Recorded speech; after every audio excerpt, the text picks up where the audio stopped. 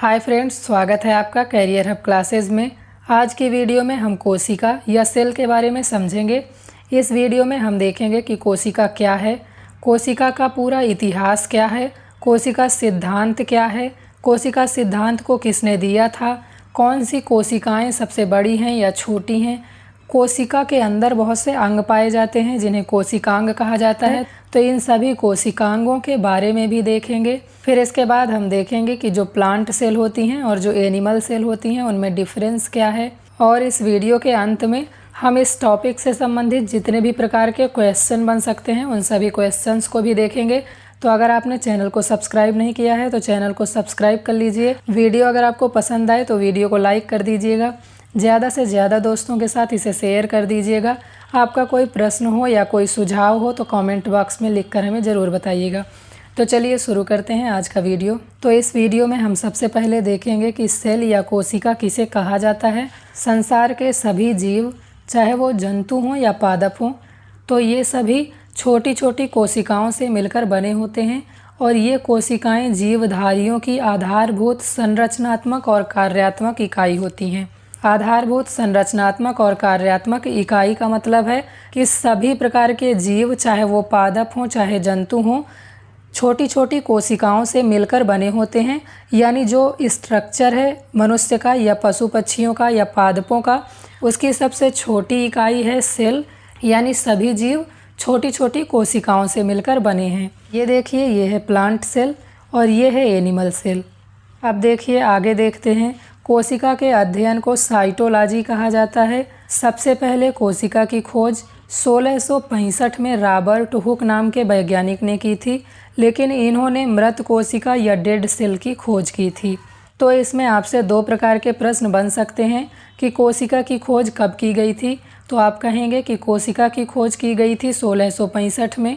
और किसने की थी? तो रॉबर्ट हुक साहब ने की थी। लेकिन इन्होंने मृत कोशिका या डेड सेल की खोज की थी। अब इसके पीछे की कहानी क्या है पूरी आपको जानना ज़रूरी है, क्योंकि उस कहानी से भी आपकी परीक्षाओं में प्रश्न बन सकते हैं। देखिए, कहानी ये है कि एक बार रॉबर्ट हुक साहब एक पेड़ से उसकी छाल को निकाल रहे थे। ऐसा करते करते उनके दिमाग में ख्याल आया कि मैं एक बार माइक्रोस्कोप से इस छाल को देखता हूँ, इसमें क्या दिखाई देगा। तो उन्होंने अपना बनाया हुआ एक माइक्रोस्कोप था, उसको उठाकर छाल में देखा। तो छाल में उन्होंने देखा कि छोटी छोटी कुछ कमरे की आकार की आकृतियां बनी हुई हैं। तो इन छोटी छोटी संरचनाओं को रॉबर्ट हुक साहब ने नाम दिया सेलुला। सेलुला लैटिन भाषा का शब्द है और इसका मतलब होता है एक छोटा कमरा। और बाद में इसी सेलुला शब्द से सेल शब्द का निर्माण हुआ। रॉबर्ट हुक ने मृत कोशिकाओं को सबसे पहले खोजा था, इसलिए इन्हें कोशिका विज्ञान का जनक कहा जाता है या फादर ऑफ साइटोलॉजी कहा जाता है। मृत कोशिका की खोज सबसे पहले रॉबर्ट हुक साहब ने की थी। तो फिर जीवित कोशिका को सबसे पहले किसने देखा? तो जीवित कोशिका की खोज सबसे पहले 1674 में एंटोनी वॉन ल्यूवेनहॉक ने की थी। चित्र में देखिए, ये हैं रॉबर्ट हुक साहब और इन्होंने कुछ इस प्रकार की संरचनाएं सबसे पहले देखी थी अपने माइक्रोस्कोप से। और ये हैं एंटोनी वॉन ल्यूवेनहॉक। इन्होंने सबसे पहले इस कोशिका को देखा था और ये कोशिका जो है ये जीवित कोशिका है। तो अगर आपसे प्रश्न पूछा जाए कि मृत कोशिका को सबसे पहले किसने देखा था या मृत कोशिका की खोज सबसे पहले किसने की थी, तो आप कहेंगे कि रॉबर्ट हुक ने की थी और इन्होंने पेड़ की छाल में इसे सबसे पहले देखा था। और अगर आपसे प्रश्न पूछा जाए कि लिविंग सेल यानी जीवित कोशिका की खोज सबसे पहले किसने की थी, तो इसे खोजा था एंटोनी वॉन ल्यूवेनहॉक ने और इसकी खोज की गई थी 1674 में। तो इनके पीछे की कहानी क्या है ये भी आप जान लीजिए, क्योंकि प्रश्न आपसे यहाँ से भी बन सकता है। तो एक बार एंटोनी वॉन ल्यूवेनहॉक साहब एक तालाब में काम कर रहे थे। काम करते करते इनके नाखून में कुछ मिट्टी घुस जाती है। इनके दिमाग में ख्याल आया कि माइक्रोस्कोप से देखता हूँ कि इस मिट्टी में क्या है। तो इन्होंने माइक्रोस्कोप से देखा, उसमें इनको कुछ संरचनाएं चलती हुई सी छोटी छोटी सी नज़र आईं। तो इन्हीं संरचनाओं को इन्होंने कहा लिविंग सेल या जीवित कोशिकाएं। फिर कोशिका सिद्धांत के बारे में देख लेते हैं। जर्मनी के वनस्पति विज्ञानी एमजे स्लाइडेन और जर्मनी के ही जंतु विज्ञानी थियोडोर स्वान ने कोशिका के सिद्धांत का प्रतिपादन किया था।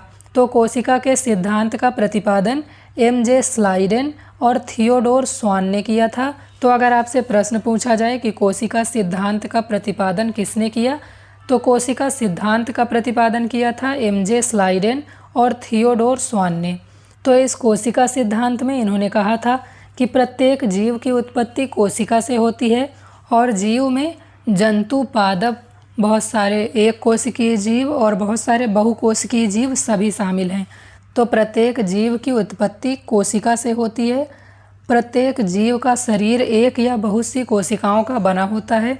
जो जीव एक कोशिका से मिलकर बनते हैं उन्हें एक कोशिकीय जीव कहा जाता है और जो जीव बहुत सारी कोशिकाओं से मिलकर बनते हैं उन्हें बहुकोशिकीय जीव कहा जाता है। तीसरा है प्रत्येक कोशिका एक स्वतंत्र इकाई है पर सभी कोशिकाएं मिलकर कार्य करती हैं, फलस्वरूप एक जीव बनता है। तो प्रत्येक कोशिका एक स्वतंत्र इकाई है क्योंकि कोशिका के अंदर ही बहुत सारे ऐसे अंग पाए जाते हैं जिनके माध्यम से कोशिका श्वसन, पाचन, उत्सर्जन और सभी प्रकार के काम अपने आप में अकेले ही कर सकती है और बहुत सारी कोशिकाओं से मिलकर या एक कोशिका से मिलकर एक जीव बनता है।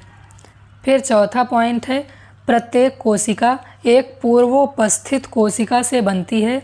तो अगर प्रश्न पूछ लिया जाए कि नई कोशिका का निर्माण कैसे होता है, तो एक नई कोशिका बनती है पहले से उपस्थित कोशिका से।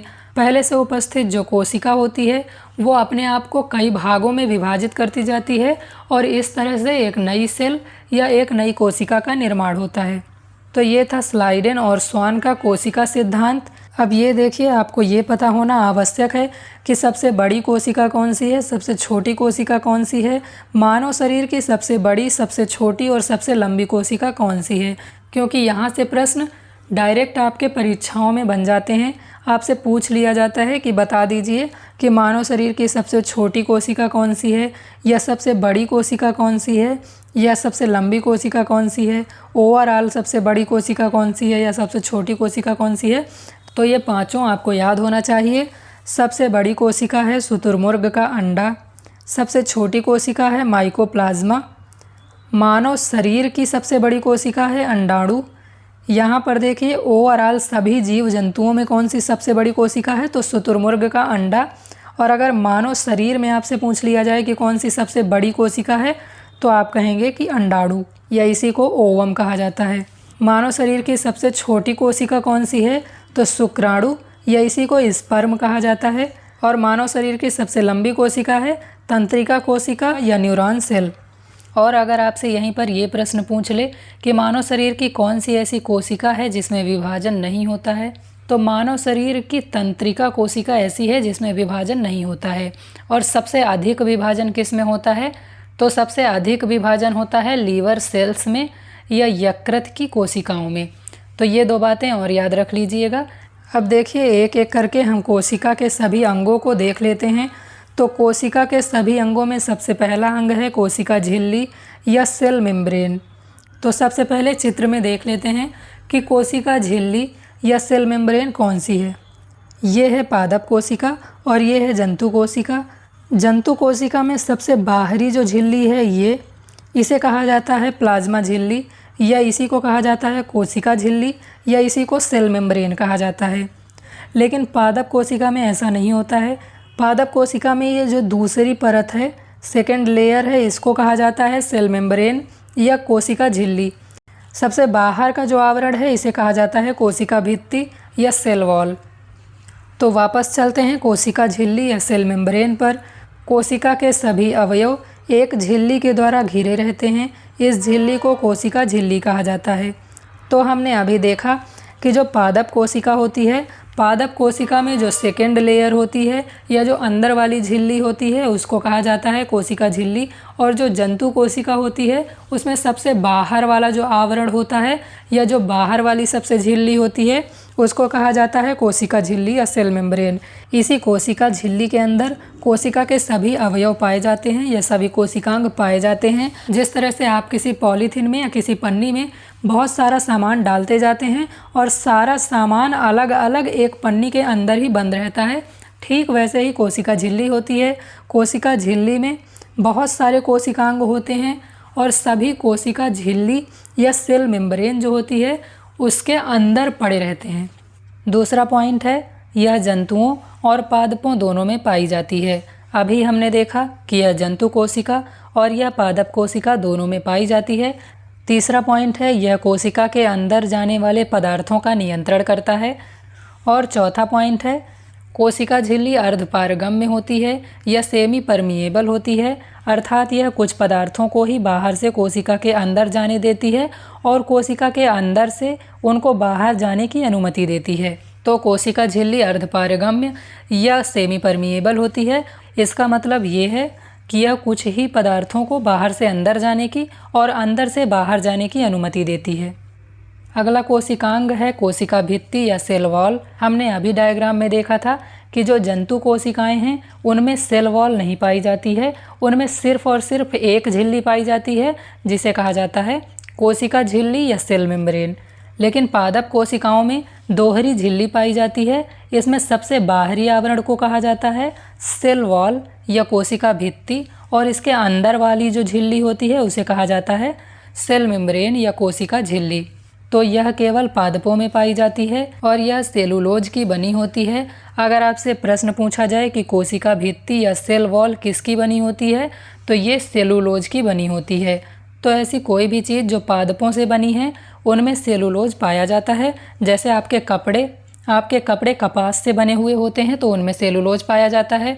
जैसे कागज़ भी लकड़ी से बना हुआ होता है तो इसमें भी सेलुलोज पाया जाता है। नोट जो होती हैं वो भी लकड़ी से ही बनी होती हैं, इसलिए इनमें भी सेलुलोज पाया जाता है। तो अगर आपसे ये पूछ लिया जाए कि आपके कपड़ों में, कागज़ों में या नोट में क्या पाया जाता है तो आप कहेंगे सेलुलोज पाया जाता है। और ये कोशिका भित्ति भी सेलुलोज की बनी होती है। यह कोशिका को निश्चित आकार और आकृति बनाए रखने में मदद करती है और इसके साथ ही यह पेड़ों को कठोरता भी प्रदान करती है। लेकिन यह पादप कोशिकाओं के अलावा कवक और जीवाणुओं में भी पाई जाती है। तो इसलिए अगर आपसे कभी प्रश्न बन जाए कि कोशिका भित्ति या सेल वॉल क्या सिर्फ और सिर्फ पादप कोशिकाओं में पाई जाती है या केवल पादप कोशिकाओं में पाई जाती है तो आप कहेंगे कि नहीं, क्योंकि पादप कोशिकाओं के अलावा यह कवक और जीवाणुओं में भी पाई जाती है। बहुत बार यहाँ से भी प्रश्न बन जाता है कि पादप कोशिकाओं में जो कोशिका भित्ति या सेल वॉल होती है वो किसकी बनी होती है, जीवाणुओं में जो कोशिका भित्ति होती है वो किसकी बनी होती है और कवक में जो कोशिका भित्ति होती है वो किसकी बनी होती है। तो पादपों में जो कोशिका भित्ति होती है वो सेलुलोज की बनी होती है, मैंने अभी आपको बताया। जीवाणुओं में ये बनी होती है पेप्टिडोग्लाइकन की और कवक में बनी होती है काइटिन की। तो ये तीनों आपको याद रखने हैं। जंतुओं की कोशिका झिल्ली या प्लाज्मा मेम्ब्रेन लिपिड और प्रोटीन की बनी होती है।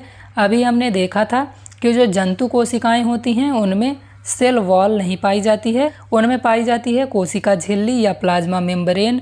तो वो प्लाज्मा मेम्ब्रेन लिपिड और प्रोटीन की बनी हुई होती है। अगला कोशिकांग है केंद्रक या न्यूक्लियस। ये सबसे प्रमुख कोशिकांग है, तो इसके बारे में चलिए देखते हैं डिटेल में। यह सबसे प्रमुख कोशिकांग है जो सेल के मध्य में पाया जाता है या कोशिका के मध्य में पाया जाता है। यह पादप और जंतु दोनों कोशिकाओं में पाया जाता है। इसे कोशिका का दिमाग या ब्रेन ऑफ सेल भी कहा जाता है। इसकी खोज रॉबर्ट ब्राउन ने 1831 में की थी। चित्र में देखिए, ये जो गोल गोल सी संरचनाएं हैं इनको कहा जाता है केंद्रक या न्यूक्लियस। ये केंद्रक या न्यूक्लियस सबसे प्रमुख कोशिकांग होता है, कोशिका के मध्य में पाया जाता है। यह पादप और जंतु दोनों कोशिकाओं में पाया जाता है और इसे ब्रेन ऑफ सेल भी कहा जाता है या कोशिका का दिमाग भी कहा जाता है। तो अगर आपसे प्रश्न पूछा जाए कि कोशिका का दिमाग किसे कहा जाता है, आप कहेंगे कि कोशिका का दिमाग केंद्रक या न्यूक्लियस को कहा जाता है। जिस प्रकार से मनुष्य का मस्तिष्क या ह्यूमन ब्रेन जो होता है उसको मनुष्य के शरीर का सबसे महत्वपूर्ण अंग माना जाता है, क्योंकि वो शरीर को नियंत्रित करने का काम करता है, उसी प्रकार यह कोशिका का सबसे प्रमुख अंग है और यह कोशिका को नियंत्रित करने का काम करता है, इसीलिए इसे ब्रेन ऑफ सेल भी कहा जाता है। इसमें डीएनए, आरएनए और गुणसूत्र पाए जाते हैं।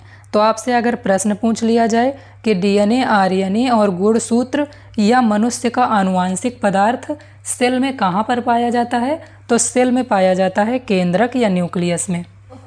तो सभी चीज़ों को बहुत ध्यान से देखिएगा, क्योंकि वीडियो के लास्ट में हम इस टॉपिक से रिलेटेड सभी क्वेश्चंस को देखेंगे और सभी क्वेश्चंस के आपको बिल्कुल सही सही जवाब देना है। अगला कोशिकांग है अंतःप्रद्रवीय जालिका या एंडोप्लाज्मिक रेटिकुलम, इसे ER भी कहा जाता है। तो अंतःप्रद्रवीय जालिका के बारे में एक एक करके सभी पॉइंट्स को देख लेते हैं। यह कोशिका को आंतरिक सहायता प्रदान करता है। इसकी खोज Keith R porter, Albert cloud और अर्नेस्ट F ने की थी। संक्षेप में इसे ER भी कहा जाता है। E का मतलब है एंडोप्लाज्मिक और R का मतलब है रेटिकुलम। और एंडोप्लाज्मिक रेटिकुलम को दो भागों में बांटा गया है। पहला है चिकनी अंतःप्रद्रवीय जालिका, स्मूथ एंडोप्लाज्मिक रेटिकुलम, इसे शॉर्ट फॉर्म में कहा जाता है SER। और दूसरी है खुरदुरी अंतःप्रद्रवीय जालिका या रफ एंडोप्लाज्मिक रेटिकुलम, इसे शॉर्ट फॉर्म में RER भी कहा जाता है। चित्र में देख लीजिए कि एंडोप्लाज्मिक रेटिकुलम किसे कहा जाता है।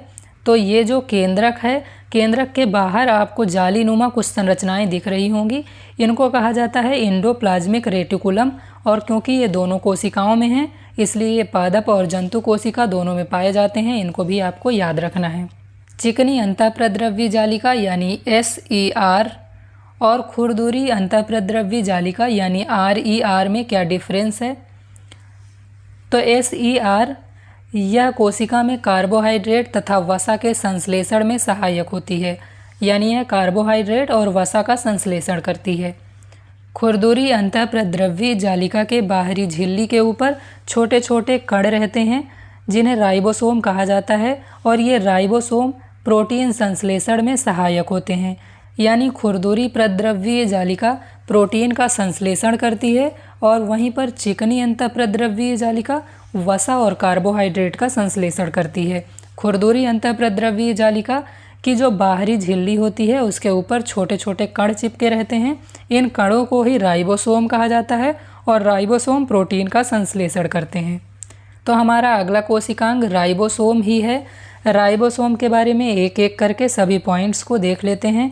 पहला पॉइंट है, यह कोशिका का सबसे छोटा अंग है। तो अगर आपसे प्रश्न पूछा जाए कि कोशिका का सबसे छोटा अंग कौन सा है, तो आप राइबोसोम कहेंगे। और अगर आपसे प्रश्न पूछा जाए कि मनुष्य के शरीर की सबसे छोटी इकाई कौन सी है, तो आप कहेंगे सेल।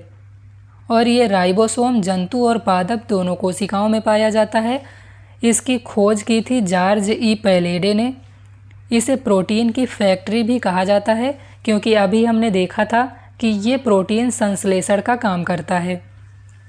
इसका मुख्य कार्य प्रोटीन का संश्लेषण करना है। यह राइबोन्यूक्लिक अम्ल और प्रोटीन से मिलकर बनता है। चित्र में देखिए, न्यूक्लियस के बाहर की ये जो संरचनाएं हैं ग्रीन कलर में, इनको कहा जाता है एंडोप्लाज्मिक रेटिकुलम या अंतःप्रद्रव्य जालिकाएं। अभी हमने देखा था कि दो प्रकार की अंतःप्रद्रव्य जालिकाएं पाई जाती हैं। एक होती है चिकनी अंतःप्रद्रव्य जालिका और दूसरी होती है खुरदुरी अंतःप्रद्रव्य जालिका। खुरदुरी अंतःप्रद्रव्य जालिका जो होती है, उसके बाहर ये छोटे छोटे कण चिपके हुए होते हैं। इनको कहा जाता है राइबोसोम और ये कण ही प्रोटीन के संश्लेषण का काम करते हैं और ये कोशिका के सबसे छोटे अंग भी होते हैं। राइबोसोम को भी दो भागों में बांटा गया है। पहला है 70S राइबोसोम और दूसरा है 80S राइबोसोम। 70S राइबोसोम छोटे आकार के होते हैं और ये पाए जाते हैं माइटोकॉन्ड्रिया में और बैक्टीरिया में, जबकि 80S राइबोसोम बड़े आकार के होते हैं और ये सभी विकसित पौधों और जंतुओं में पाए जाते हैं। अगला कोशिकांग है माइटोकॉन्ड्रिया। तो माइटोकॉन्ड्रिया के बारे में सभी पॉइंट्स को एक एक करके देख लेते हैं। यह कोशिका द्रव्य में पाई जाने वाली गोलाकार या सूत्राकार रचनाएं होती हैं। इसकी खोज कोलिकर ने 1880 में की थी और कोलिकर ने इन्हें कीटों की रेखित पेशियों में देखा था। 1890 में कोलिकर ने कोशिकाओं में इनकी उपस्थिति को बताया और उन्होंने इसका नाम बायोब्लास्ट रखा। तो अगर आपसे प्रश्न पूछ लिया जाए कि माइटोकॉन्ड्रिया की खोज किसने की थी, तो कोलिकर साहब ने माइटोकॉन्ड्रिया की खोज की थी। लेकिन अगर आपसे प्रश्न ये पूछ लिया जाए कि कोलिकर साहब ने माइटोकॉन्ड्रिया का क्या नाम रखा था, तो उन्होंने माइटोकॉन्ड्रिया को बायोब्लास्ट कहा था। फिर 1898 में बेंडा ने इसका नाम माइटोकॉन्ड्रिया रखा। ये प्रश्न परीक्षाओं में बहुत बार पूछा जाता है कि माइटोकॉन्ड्रिया नाम किसने दिया था, तो आपको बेंडा याद रखना है, कंफ्यूज मत होइएगा। कोलिकर ने इन्हें सबसे पहले कीटों में देखा था, लेकिन इसका नाम माइटोकॉन्ड्रिया बेंडा नाम के वैज्ञानिक ने रखा था। कोलिकर साहब ने इसको बायोब्लास्ट कहा था। चित्र में देखिए, इन संरचनाओं को माइटोकॉन्ड्रिया कहा जाता है। तो अब तक हमने ये देख लिया कि कोशिका क्या है, कोशिका का इतिहास क्या है, कौन सी सबसे छोटी, बड़ी और लंबी कोशिकाएं हैं। इसके अलावा हमने कुछ कोशिकांगों को भी देखा। जैसे सबसे पहले हमने देखा सेल मेम्ब्रेन या कोशिका झिल्ली के बारे में। उसके बाद हमने देखा सेल वॉल या कोशिका भित्ति के बारे में। फिर इसके बाद हमने केंद्रक या न्यूक्लियस को देखा। इसके बाद एंडोप्लाज्मिक रेटिकुलम यानी अंतःप्रद्रव्यीय जालिका के बारे में हमने सब कुछ डिटेल से देखा। इसके बाद राइबोसोम्स के बारे में हमने देखा। इसके बाद माइटोकॉन्ड्रिया के बारे में हमने सब कुछ देख लिया है। इसके अलावा जो कोशिकांग बचे हुए हैं उनको हम इसके अगले पार्ट में देखेंगे, यानी कोशिका के नेक्स्ट पार्ट में। अगर पूरा कोशिका चैप्टर हम एक ही वीडियो में देखेंगे तो ये वीडियो बहुत ज़्यादा लेंदी हो जाएगा, इसलिए हम इसके अगले पार्ट में कोशिका के बचे हुए अंगों के बारे में या कोशिकांगों के बारे में देखेंगे। और इसके बाद कोशिका से संबंधित जितने भी प्रकार के प्रश्न बन सकते हैं उन सभी प्रश्नों को हम देखेंगे। तो मिलते हैं कोशिका के नेक्स्ट पार्ट में, यानी कोशिका के पार्ट 2 में।